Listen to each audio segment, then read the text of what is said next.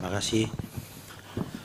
Yang pertama, saya sudah semakin mengerucut informasi tentang yang terinfeksi positif ini. Semula saya mengatakan hanya WNI. Tadi saya pertegas WNI asal Bali. Ya kan? Di mana keberadaannya? Saya jawab di rumah sakit. Ya. Keduanya sedang berada di rumah sakit. Ya kan? Apakah imported case? Dapat saya jelaskan.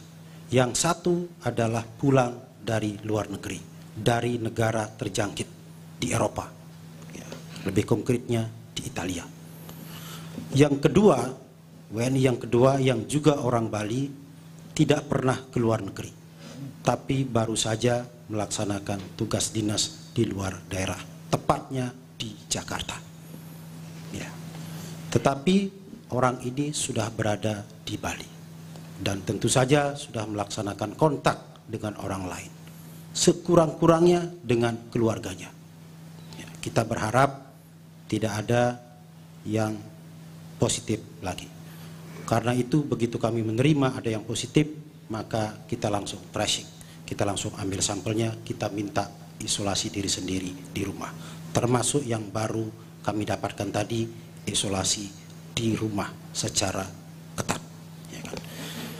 Tentu saja sesuai dengan protokol komunikasi COVID-19 ini, kita tidak diizinkan untuk menyebarkan atau menyebutkan tempat atau posisi persis orang itu, karena dampaknya akan sangat luas. Kita sudah menghitung resikonya, ya, akan sangat serius dampaknya. Yang terpenting adalah saya sudah tegaskan bahwa ini adalah orang Bali yang saat ini berada di Bali. Sudah cukup bagi masyarakat Bali untuk harus waspada. Tanpa perlu tahu siapa itu, di mana dia berada. Tetapi saya sudah katakan ini orang Bali yang berada di Bali. Informasi ini sudah cukup, harusnya sudah cukup untuk meyakinkan masyarakat kita bahwa kita harus serius untuk menghindar dari penyebaran penyakit ini. Saya yakin sudah cukup. Ya. Nah, mengenai jarak sosial atau penjarakan sosial, ya sekarang oleh WHO sudah diupdate istilahnya menjadi physical distancing, menjaga jarak fisik. Pemerintah pusat, pemerintah Provinsi Bali, pemerintah kabupaten kota, semuanya sudah mengeluarkan himbauan, mengeluarkan instruksi untuk melaksanakan ini. Belajar dari rumah, bekerja dari rumah, kurangi aktivitas di luar rumah. Semua sudah membaca, semua sudah mendengar, semua sudah menonton di televisi. Tetapi masih banyak orang yang melanggar. Oleh karena itu, informasi yang saya berikan tadi bahwa 2 orang yang positif itu adalah orang Bali. Ini adalah bagian dari upaya kami untuk meyakinkan masyarakat bahwa Anda tidak boleh lagi memandang remeh, memandang gegabah terhadap penyakit ini. Karena sudah ada 2 orang saudara kita yang positif. Mengenai keterlibatan aparat TNI dan Polri di dalam arahan gubernur, surat edaran gubernur, ya, sudah juga disampaikan bahwa pihak Polri, TNI dimohon untuk bersama-sama melakukan pemantauan, pengawasan, ya, dan juga penertiban. Bahkan Kapolri juga telah mengeluarkan maklumat Kapolri untuk meminta seluruh jajarannya melakukan upaya pemantauan, pengawasan, penertiban, dan bahkan melakukan tindakan hukum jika diperlukan. Sekarang kembali kepada masyarakatnya. Ya. Masyarakat kemarin mungkin belum terlalu meyakini bahwa COVID-19 ini ada di sekitarnya, sehingga mereka masih mengabaikannya dalam banyak hal. Tadi saya sudah sampaikan bahwa yang positif ini adalah orang Bali. Berarti COVID-19 ada di sekitar kita. Mudah-mudahan informasi ini tidak untuk menakut-nakuti, tapi untuk meyakinkan bahwa COVID-19 ini sudah ada di sekitar kita. Jadi jangan memandang remeh, jangan mengabaikan himbauan pemerintah, jangan pula menunggu aparat penegak hukum, polisi ataupun tentara melakukan tindakan-tindakan. Belum perlu.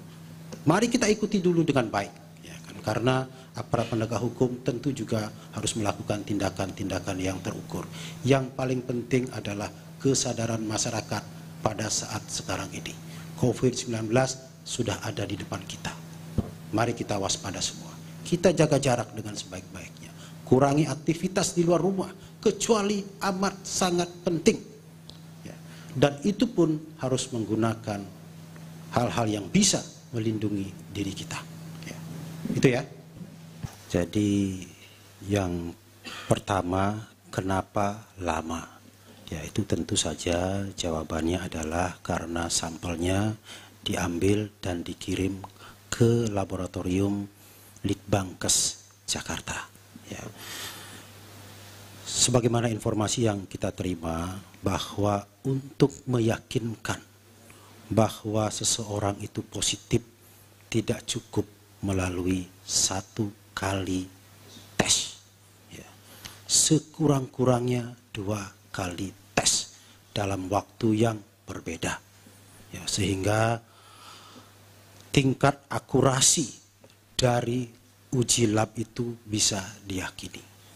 Mungkin saja dalam 1 kali uji lab sudah dinyatakan positif, tapi untuk lebih menjamin presisinya, ketepatannya, maka sesuai prosedur harus dilakukan uji ulang, dan uji ulang dilakukan dalam waktu yang berbeda, sehingga membutuhkan waktu yang relatif lebih lama dibandingkan dengan yang negatif. Ya. Kemudian yang kedua, mengenai indikasi banyak pekerja migran asal Bali ini yang lolos. Ya, sebenarnya itu berangkat dari pemahaman yang kurang proporsional, yang menganggap bahwa seluruh pekerja migran asal Bali yang pulang ini harus karantina. Saya sudah jelaskan tadi, tidak semuanya harus karantina, tetapi ada aturan internasional yang harus diikuti. Ada aturan pemerintah Indonesia yang harus diikuti. Yang tidak memenuhi regulasi itulah yang dikarantina. Ditambah dengan hasil pemeriksaan kesehatan dan juga wawancara yang dilakukan oleh petugas KKP. Jadi sekurang-kurangnya ada 3 yang diperiksa. Yang pertama adalah dokumen perjalanannya, kemudian dokumen kesehatannya, selanjutnya wawancara yang menanyakan tentang riwayat perjalanannya, kemana saja pernah singgah, dan yang keempat tentang pemeriksaan fisiknya. Kalau melewati ini semua, memenuhi syarat semua, maka mereka boleh pulang. Salah satu tidak terpenuhi, maka mereka dibawa ke karantina. Tetapi kalau sakit, apapun dokumen yang ada, kalau dia sakit dengan gejala-gejala COVID-19, langsung dirujuk ke rumah sakit. Jadi sesungguhnya tidak ada yang kecolongan. Itu ya. Bagaimana pemeriksaannya? Semua kedatangan sudah disiapkan jalur khusus untuk pekerja migran ini. Sudah dipisahkan mereka. Disitulah mereka melalui serangkaian pemeriksaan. Jadi mohon maaf, bukan berarti lolos, tetapi memang orang itu memenuhi syarat untuk karantina di rumah masing-masing. Ya kan? Kemudian yang ketiga tadi apa? Ya, mengenai rumah sakit rujukan tadi, ya, sudah ditambahkan dalam keputusan gubernur. Pertama, oleh Menteri Kesehatan ditetapkan 4 rumah sakit rujukan. 1, RSUP Sanglah, ya kan. Yang kedua, Rumah Sakit Daerah Tabanan, Rumah Sakit Umum Daerah Tabanan. Yang ketiga, Rumah Sakit Umum Daerah Sanjiwani Gianyar. Yang keempat, Rumah Sakit Umum Daerah Singaraja, ya, di Buleleng. Itu ditetapkan dengan keputusan Menteri Kesehatan. menyikapi eskalasi perkembangan COVID-19 ini di Bali, maka Gubernur Bali telah menetapkan 7 rumah sakit rujukan baru. Ya. Yang pertama, untuk wilayah Denpasar ditetapkan 2 rumah sakit, yakni RSUD Wangaya dan RSUD Bali Mandara, Provinsi Bali. Ini untuk wilayah Denpasar ada 2 tambahan. Saya ulangi, RSUD Wangaya dan RSUD Bali Mandara, Provinsi Bali. Untuk Kabupaten Badung ditambah 2 rumah sakit rujukan. Yang pertama adalah RSUD Mangusade yang di Kapal. Dan yang kedua adalah RSU Universitas Udayana yang ada di Jimbaran. Ya. Yang ketiga, untuk Kabupaten Jemberana, Rumah Sakit Umum Negara. Untuk Kabupaten Kelungkung, Rumah Sakit Umum Daerah Kelungkung. Untuk Kabupaten Buleleng, Rumah Sakit Pratama Giri Emas. Ya, jadi ada 7 tambahannya sehingga menjadi 11. Ya. Jika terjadi eskalasi yang terus meningkat, maka kami juga akan mempersiapkan rumah sakit lainnya untuk bisa menjadi rumah sakit rujukan COVID-19 ini. Tetapi itu dilakukan sesuai dengan perkembangan kebutuhan. Ya, terima kasih. Yang pertama mengenai tempat karantina. Sesuai dengan arahan pemerintah pusat, ya, sesuai dengan arahan pemerintah pusat dari Bapak Presiden kepada Menteri Dalam Negeri, dan kemudian Menteri Dalam Negeri mengirim radiogram kepada para gubernur se-Indonesia untuk menyiapkan tempat karantina bagi masyarakat yang memenuhi ketentuan untuk karantina. Di dalam radiogram itu disebutkan agar menggunakan balai diklat atau tempat diklat yang dimiliki oleh pemerintah provinsi. Pemerintah Provinsi Bali memiliki balai diklat atau badan diklat, tempatnya 1, badan diklat di Jalan Hayam Wuruk. Yang kedua, UPT Balai Pelatihan Kesehatan Masyarakat, tempatnya di Tangtu. Jadi kita tidak menentukan kotanya. Kebetulan keduanya tempatnya di kota Denpasar, Balai Diklat itu. Mengapa di Balai Diklat? Itu pertimbangan pemerintah pusat, karena Balai Diklat pasti sudah siap. Mereka memiliki kamar, memiliki tempat tidur, fasilitas makan, dan lain-lain. Itu yang paling siap. Kalau mencari tempat lain, mungkin belum siap. Kebetulan yang kita punya, yang punya provinsi, tempatnya di Denpasar. Namun demikian, Provinsi Bali akan terus melakukan pengembangan sesuai dengan kebutuhan. Karena tempat diklat yang dimiliki oleh provinsi itu, dan jika kasusnya meningkat, kebutuhan untuk karantina meningkat, maka kami juga menyiapkan balai diklat yang lainnya atau tempat-tempat yang lainnya. Kami sudah berkomunikasi dengan Kementerian Perhubungan untuk meminta balai diklat perhubungan yang ada di Kabupaten Tabanan untuk kami pakai sebagai tempat karantina. Kami juga sudah membuka komunikasi dengan Kementerian PUPR untuk meminta Wisma Bima yang ada di Kute untuk kami jadikan tempat karantina. Keduanya ini sudah memberikan green light. Ya. Tetapi saat ini belum terisi karena jumlah yang dikarantina masih cukup dari tempat karantina yang kita punya. Jadi sekali lagi kita tidak menentukan kotanya di mana atau kota kabupaten apa, tapi tempat diklat itu. Yang paling penting sebenarnya adalah pemahaman kita bersama bahwa tempat karantina itu bukanlah tempat orang-orang yang positif COVID-19. Bukan. Ya. Tetapi itu adalah tempat bagi orang yang akan kita cek terus-menerus selama 14 hari. Jika dalam hasil tes mereka negatif, kondisi sehat, tentu mereka boleh pulang. Ya, itu. Jadi mereka yang dibawa ke sana bukan yang positif. Karena yang positif dan yang sakit sudah dibawa ke rumah sakit langsung, bukan ke karantina. Ini perlu bantuan media untuk menjelaskannya kepada masyarakat. Karantina itu bukan tempat untuk orang-orang yang positif COVID. Karena yang positif COVID sudah langsung dibawa ke rumah sakit. Yang kedua, tempat itu sudah dijaga dengan SOP, dengan petugas jaga, supaya tidak berinteraksi dengan masyarakat. Jadi di tempat karantina itu ada petugas dari Satuan Polisi Pamong Praja Provinsi Bali dan juga ada personil dari kepolisian yang menjaga supaya mereka beraktivitas di tempat karantina saja, tidak keluar.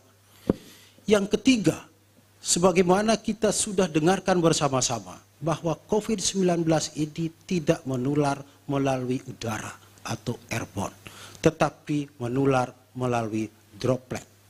Cairan yang keluar dari hidung, dari mulut. Dan jangkauannya 1 meter. Jadi kalau masyarakat berada di luar tempat isolasi, tempat karantina, maka sesungguhnya tidak berpotensi untuk terkena COVID-19 ini. Ya, karena dia tidak menyebar melalui udara. Ini perlu dipahami, termasuk oleh pemerintah kabupaten kota, pemerintah kecamatan, dan juga pemerintah desa, serta kelurahan, dan desa adat. Ini tolong sampaikan seperti itu. Sehingga dengan demikian tidak ada alasan untuk menolak keberadaan karantina itu. Jangan lupa juga bahwa yang kita karantina adalah semeton kita. Dan mereka belum tentu positif. Ya, itu harus perlu pemahaman bersama. Kemudian yang kedua mengenai bantuan APD dari pemerintah pusat. Sore ini APD itu sudah datang dari Jakarta. Sudah diterima oleh Pak Wagub di Bandara Ngurah Rai dan juga Satgas. APD ini tentu akan segera hari ini, bukan besok. Hari ini langsung didistribusikan ke rumah sakit. Rumah sakit yang mana? Rumah sakit yang kami tetapkan sebagai rumah sakit rujukan. Yakni 11 rumah sakit yang saya sebutkan tadi. Jadi ke sana alokasi distribusinya. Dan kemudian juga dicadangkan di Dinas Kesehatan Provinsi Bali. Ya. Seberapa besar, bagaimana distribusinya, apakah sama semua antar rumah sakit? Tidak sama. Ya kan, tidak sama. Sesuai dengan jumlah PDP yang ditangani. Ya kan. Selain APD yang didistribusikan hari ini dari pemerintah pusat, kami Satgas pemerintah Provinsi Bali juga terus berupaya untuk mencari APD melalui pembelian langsung. Ya, ini semua sedang berjalan, mudah-mudahan setelah nyepi ada yang bisa tiba di Bali. Dari pemerintah pusat pun secara bertahap akan terus menambah. Oleh karena itu kami mohon pada semua pihak untuk mempercayai pemerintah terus bekerja untuk melengkapi APD ini ya, secara bertahap. Situasi serba kurang yang ada sekarang ini mohon dipahami karena situasi di pasar yang langka. Bukan karena pemerintah terlambat, pemerintah tidak bekerja, pemerintah lelet, dan lain sebagainya. Bukan. Ya, saya ingin tegaskan kepada sahabat-sahabat saya yang ngomong di media, pemerintah tidak respon, pemerintah lelet, pemerintah lola, pemerintah dan lain sebagainya. Saya ingin yakinkan, jika sahabat-sahabat saya itu bisa membantu mendatangkan APD, lebih baik kita bekerja bersama-sama membantu mendatangkan APD daripada hanya sekedar bicara menyalahkan semuanya. Ya. Mengenai upaya untuk mempercepat uji sampel, ya, sebagaimana dari awal kami katakan bahwa problem yang kita hadapi adalah lamanya datangnya hasil pemeriksaan. Maka dari itu kami berupaya untuk melakukan percepatan. Yang pertama, kemarin sudah saya umumkan bahwa kita akan segera memfungsikan laboratorium di RSUP Sanglah untuk bisa dan mampu melakukan uji lab COVID-19 ini. Alat untuk lakukan uji sudah kami berikan dari pemerintah Provinsi Bali dengan menggeser alat yang ada di Rumah Sakit Bali Mandara. Sudah digeser di sana. Kami masih harus mencari bahan-bahan yang diperlukan untuk uji lab. Yang pertama yakni reagennya. Laporan yang saya terima tadi bahwa reagen sudah datang sebagian dan saat ini sudah di Rumah Sakit Sanglah. Tetapi itu baru sebagian. Dijanjikan malam ini atau paling lambat besok alat tambahan itu akan datang. Kawan-kawan di laboratorium Rumah Sakit Sanglah ketika bahan ini sudah datang semua, maka hari ini dan besok akan melakukan latihan uji coba. Dan saya dilaporkan tadi bahwa hari Kamis setelah nyepi, diharapkan Rumah Sakit Sanglah, saya ulangi, diharapkan laboratorium Rumah Sakit Umum Pusat Sanglah sudah bisa melakukan uji. Mudah-mudahan semuanya bisa kita laksanakan. Yang menjadi hambatan adalah karena bahan yang diperlukan untuk melakukan uji itu susah kami dapatkan. Tadi baru datang sebagian, dijanjikan malam ini atau paling lambat besok.